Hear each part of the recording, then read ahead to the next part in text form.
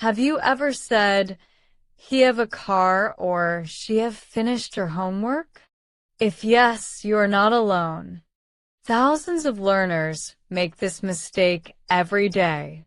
The good news is, in the next few minutes you will know exactly when to use has, and you will stop confusing it with have. Welcome back. Today we are learning one of the most important words in English grammar, has. Many people know the short rule. He, she, it equals has. That is true, but it is only half the story. In this lesson, I will show you the real uses of has with simple examples you will remember forever. Think of has in two ways. First, has shows possession. When we talk about something someone owns, we use has with he, she, it, or any singular person or thing. For example, he has a new bike.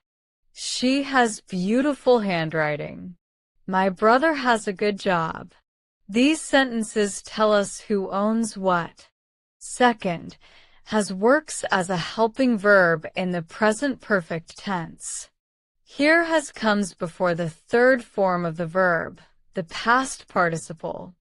For example, she has finished her homework. He has arrived. The train has left the station.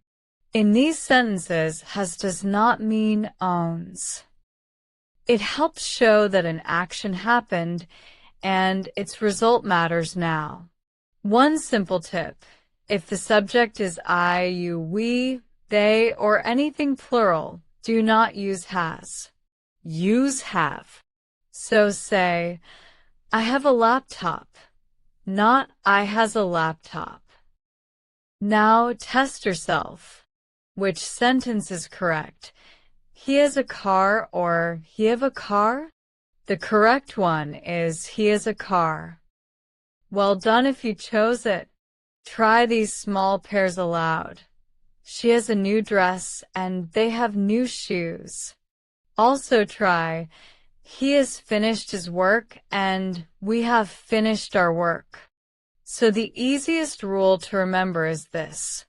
Has goes with he, she, it, and singular nouns.